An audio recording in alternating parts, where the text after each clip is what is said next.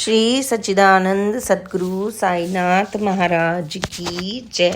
श्री साई सच्चरित्र अध्याय 9। विदा होते समय बाबा की आज्ञा का पालन और अवज्ञा करने के कुछ परिणाम, कुछ उदाहरण, भिक्षावृत्ति, उनकी आवश्यकता, भक्तों, तरखट कुटुंब के अनुभव। गत अध्याय के अंतर्गत केवल इतना ही संकेत किया गया है कि लौटते समय जिन्होंने बाबा के आदेशों का पालन किया वे सकुशल घर लौट गए और जिन्होंने अवज्ञा की उन्हें दुर्घटनाओं का सामना करना पड़ा। इस अध्याय में भी यह कथन अन्य कई पुष्टिकारक घटनाओं और अन्य विषयों के साथ विस्तार पूर्वक समझाया जाएगा। शिरडी यात्रा की विशेषता। शिरडी यात्रा की एक विशेषता यह भी थी कि बाबा की आज्ञा के बिना कोई भी शिरडी से प्रस्थान नहीं कर सकता था, और यदि किसी ने किया भी तो मानो उसने अनेक संकटों को निमंत्रण दे दिया हो। परंतु यदि किसी को शिरडी छोड़ने की आज्ञा हुई तो वहाँ उसका ठहरना नहीं हो सकता था। जब भक्तगण लौटने के समय बाबा को प्रणाम करने जाते तो बाबा उन्हें कुछ आदेश दिया करते थे जिनका पालन अति आवश्यक था। यदि इन आदेशों की अवज्ञा कर कोई लौट गया तो निश्चय ही उसे किसी न किसी प्रकार की दुर्घटना का सामना करना पड़ता था। ऐसे कुछ उदाहरण यहाँ दिए जाते हैं। तात्या कोते पाटिल। एक समय तात्या कोते पाटिल तांगे में बैठकर कोपरगांव बाजार को जा रहे थे। वे शीघ्रता से मस्जिद में आए, बाबा को नमन किया और कहा कि मैं कोपरगांव के बाजार को जा रहा हूँ। बाबा ने कहा, शीघ्रता ना करो, थोड़ा ठहरो, बाजार जाने का विचार छोड़ दो और गांव के बाहर ना जाओ। उनकी उतावली को देखकर बाबा ने कहा, अच्छा कम से कम श्यामा को तो साथ लेते जाओ। बाबा की आज्ञा की अवहेलना करके उन्होंने तुरंत ही तांगा आगे बढ़ा दिया। तांगे के घोड़े में से एक घोड़ा, जिसका मूल्य लगभग 300 रुपये था, अति चंचल और द्रुतगामी था। रास्ते में सावली विहीर ग्राम पार करने के पश्चात ही वह अधिक वेग से दौड़ने लगा। अकस्मात ही उसकी कमर में मोच आ गई और वह वहीं पर गिर पड़ा। यद्यपि तात्या को अधिक चोट तो न आई, परंतु उन्हें अपनी साईं माँ के आदेशों की स्मृति हो आई। एक अन्य अवसर पर कोल्हार ग्राम को जाते हुए भी उन्होंने बाबा के आदेशों की अवज्ञा की थी और ऊपर वर्णित घटना के समान ही दुर्घटनाओं का सामना उन्हें करना पड़ा था। एक यूरोपियन महाशय। एक समय बंबई के एक यूरोपियन महाशय नाना साहब चांदोरकर से परिचय पत्र प्राप्त कर किसी विशेष कार्य से शिरडी आए। उन्हें एक आलीशान तंबू में ठहराया गया। वे तो बाबा के समक्ष नतमस्तक होकर कर कमलों का चुंबन करना चाहते थे। इसी कारण उन्होंने 3 बार मस्जिद की सीढ़ियों पर चढ़ने का प्रयत्न किया, परंतु बाबा ने उन्हें अपने समीप आने से रोक दिया। उन्हें आंगन में ही ठहरने और वहीं से दर्शन करने की आज्ञा मिली। इस विचित्र स्वागत से अप्रसन्न होकर उन्होंने शीघ्र ही शिरडी से प्रस्थान करने का विचार किया और विदा लेने के हेतु वे वहां आए। बाबा ने उन्हें दूसरे दिन न जाने और शीघ्रता न करने की राय दी। अन्य भक्तों ने भी उनसे बाबा के आदेश का पालन करने की प्रार्थना की, परंतु वे सबकी उपेक्षा कर तांगे में बैठकर रवाना हो गए। कुछ दूर तक तो घोड़े ठीक ठाक चलते रहे, परंतु सावली विहीर नामक गांव पार करने पर एक बाइसिकल सामने से आई, जिसे देखकर घोड़े भयभीत हो गए और द्रुत गति से दौड़ने लगे। फलस्वरूप तांगा पलट गया और महाशय जी नीचे लुढ़क गए और कुछ दूर तक टांगे के साथ ही घिसटते चले गए। लोगों ने तुरंत ही दौड़कर उन्हें बचा लिया, परंतु चोट अधिक आने के कारण उन्हें कोपरगांव के अस्पताल में शरण लेनी पड़ी। इस घटना से भक्तों ने शिक्षा ग्रहण की कि बाबा के आदेशों की अवहेलना नहीं करनी चाहिए। जो भी उनकी अवहेलना करता है उन्हें किसी न किसी प्रकार की दुर्घटना का शिकार होना ही पड़ता है, और जो आज्ञा का पालन करते हैं वे सकुशल और सुखपूर्वक घर पहुंच जाते हैं। भिक्षावृत्ति की आवश्यकता। अब हम भिक्षावृत्ति के प्रश्न पर विचार करेंगे। संभव है कुछ लोगों के मन में संदेह उत्पन्न हो कि जब बाबा इतने श्रेष्ठ पुरुष थे तो फिर उन्होंने आजीवन भिक्षावृत्ति पर ही क्यों निर्वहन किया। इस प्रश्न को 2 दृष्टिकोण सामने रखकर हल किया जा सकता है। पहला दृष्टिकोण, भिक्षावृत्ति पर निर्वहन करने का कौन कौन अधिकारी है। शास्त्रानुसार वे व्यक्ति जिन्होंने 3 मुख्य आसक्तियों कामिनी, कांचन, कीर्ति का त्याग कर आसक्ति मुक्त हो संन्यास ग्रहण कर लिया हो, वे ही भिक्षावृत्ति के उपयुक्त अधिकारी हैं, क्योंकि वे अपने गृह में भोजन तैयार कराने का प्रबंधन नहीं कर सकते। अतः उन्हें भोजन कराने का भार गृहस्थों पर ही है। श्री साईं बाबा ना तो गृहस्थ थे और ना ही वे वानप्रस्थी, वे तो बाल ब्रह्मचारी थे। उनकी यह दृढ़ भावना थी कि विश्व ही मेरा ग्रह है। वे तो स्वयं ही भगवान वासुदेव विश्व पालन करता तथा परब्रह्म थे, अतः वे भिक्षा उपार्जन के पूर्ण अधिकारी थे। दूसरा दृष्टिकोण, पंचसूना, 5 पाप और उनका प्रायश्चित। सबको यह ज्ञात है कि भोजन सामग्री या रसोई बनाने के लिए गृहस्थ आश्रमियों को 5 प्रकार की क्रियाएं करनी पड़ती है: कंडनी, पेशनी, उत्कुंभी, मार्जनी, चूली। इन क्रियाओं के परिणाम स्वरूप अनेक कीटाणुओं और जीवों का नाश होता है। इस प्रकार गृहस्थ आश्रमियों को पाप लगता है। इन पापों के प्रायश्चित स्वरूप शास्त्रों ने 5 प्रकार के याग करने की आज्ञा दी है, अर्थात ब्रह्म यज्ञ, ब्रह्म को अर्पण करना तथा वेद का अध्ययन करना; पितृ यज्ञ, पूर्वजों को दान; देव यज्ञ, देवताओं को बलि; भूत यज्ञ, प्राणियों को दान; मनुष्य यज्ञ, मनुष्यों को दान। यदि ये कर्म विधि पूर्वक शास्त्र अनुसार किए जाएं तो चित्त शुद्ध होकर ज्ञान और आत्मानुभूति की प्राप्ति सुलभ ही हो जाती है। बाबा द्वार द्वार पर जाकर गृहस्थ आश्रमियों को इस पवित्र कर्तव्य की स्मृति दिलाते रहते थे और वे लोग अत्यंत भाग्यशाली थे जिन्हें घर बैठे ही बाबा से शिक्षा ग्रहण करने का अवसर मिल जाता था। भक्तों के अनुभव। अब हम अन्य मनोरंजक विषयों का वर्णन करते हैं। भगवान श्री कृष्ण ने गीता में कहा है, जो मुझे भक्ति पूर्वक केवल एक पत्र, फूल, फल या जल भी अर्पण करता है तो मैं उस शुद्ध अंतःकरण वाले भक्त के द्वारा अर्पित की गई वस्तु को सहर्ष स्वीकार कर लेता हूँ। यदि भक्त सचमुच में श्री साईं बाबा को कुछ भेंट देना चाहता था और बाद में यदि उसे अर्पण करने की विस्मृति भी हो गई तो बाबा उसे या उसके मित्र द्वारा उस भेंट की स्मृति कराते और भेंट देने के लिए कहते तथा भेंट प्राप्त कर उसे आशीष देते थे। नीचे कुछ ऐसी ही घटनाओं का वर्णन किया जाता है।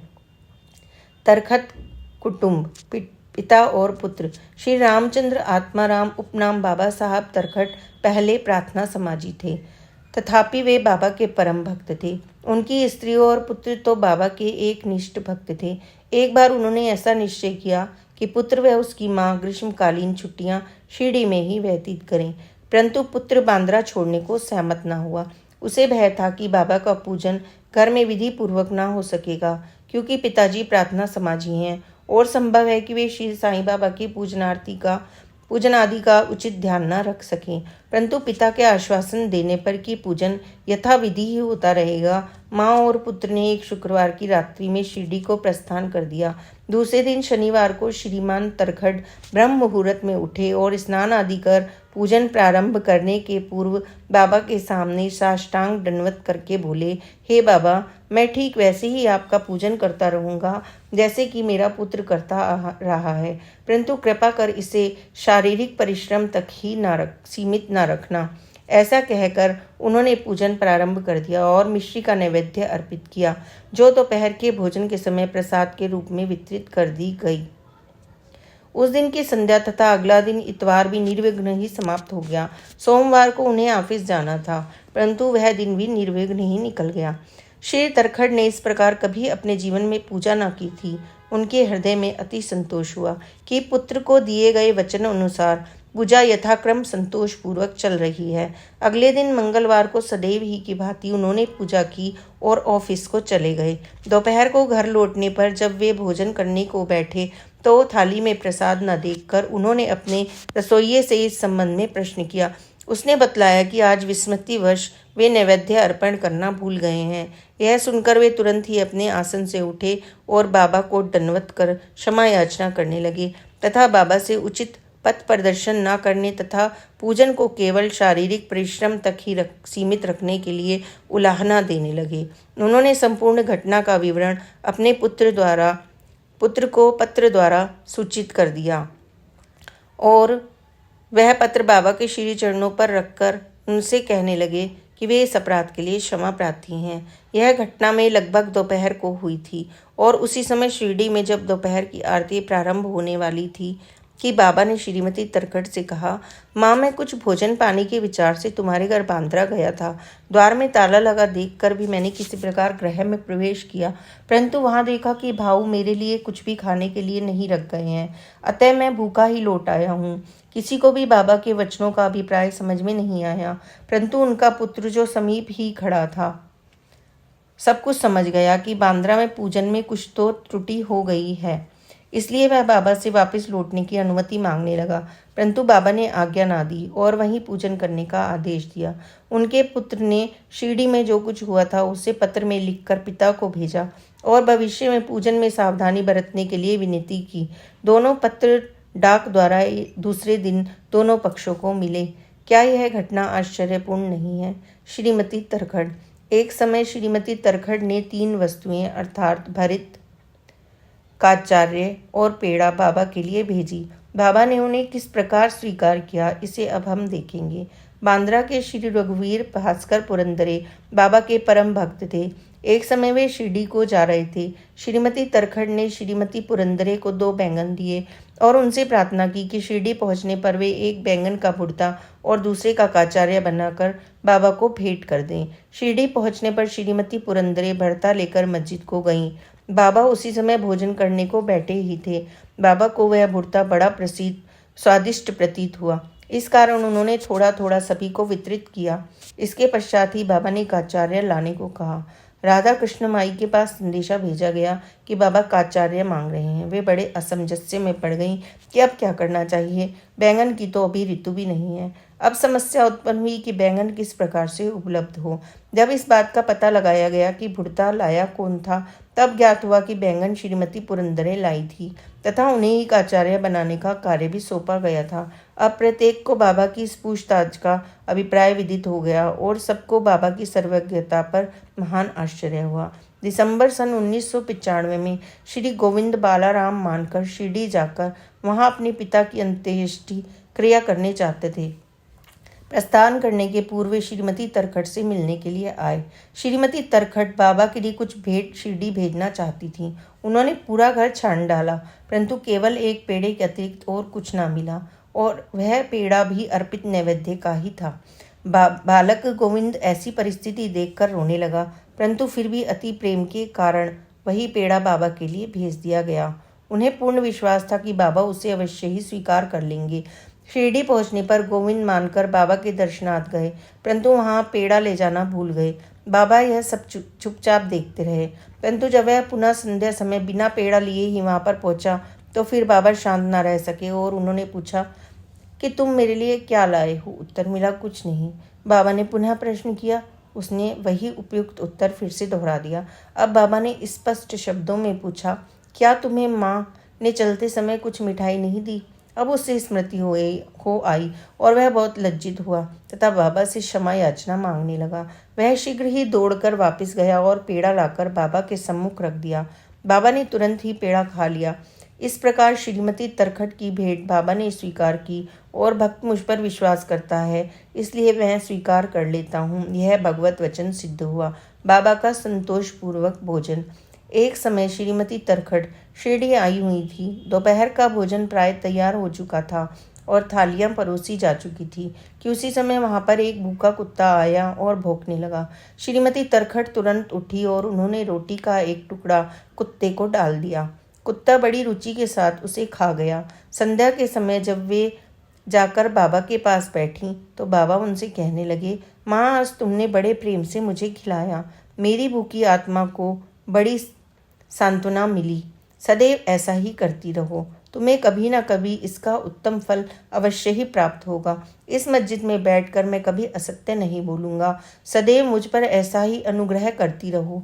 पहले भूखों को भोजन कराओ और बाद में तुम भोजन किया करो। इसे अच्छी तरह से ध्यान में रखो। बाबा के शब्दों का अर्थ उनकी समझ में न आया, इसलिए उन्होंने प्रश्न किया, भला मैं किस प्रकार भोजन करा सकती हूँ? मैं तो स्वयं ही दूसरों पर निर्भर हूँ और उन्हें दाम देकर भोजन प्राप्त करती हूँ। बाबा कहने लगे, उस रोटी को ग्रहण कर मेरा हृदय तृप्त हो गया और अभी तक मुझे डकारें आ रही हैं। भोजन करने से पूर्व जो तुमने कुत्ता देखा था और जिसे तुमने रोटी का टुकड़ा दिया था, वह यथार्थ में मेरा ही स्वरूप था। इसी प्रकार अन्य प्राणियां, बिल्लियाँ, सूअर, मक्खियाँ, गायें आदि भी मेरे ही स्वरूप हैं और मैं उन्हीं के आकारों में डोल रहा हूँ। जो इन सब प्राणियों में मेरा दर्शन करता है वह मुझे अत्यंत प्रिय है। इसलिए द्वैत या भेदभाव भूलकर तुम मेरी सेवा किया करो। इस अमृत तुल्य उपदेश को ग्रहण कर वे द्रवित हो गईं और उनकी आंखों से अश्रुधारा बहने लगी।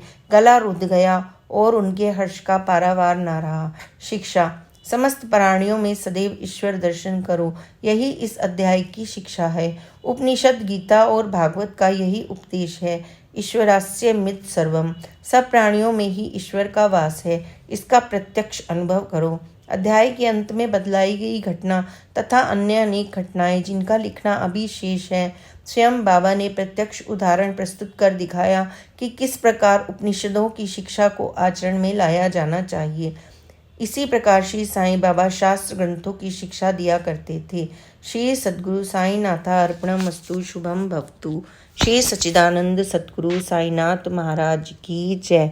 Please like and subscribe this channel. Online Shirdi के दर्शन करने के लिए प्लीज़ कमेंट इनबॉक्स। ओम साई राम, जय साई राम, ओम साई राम।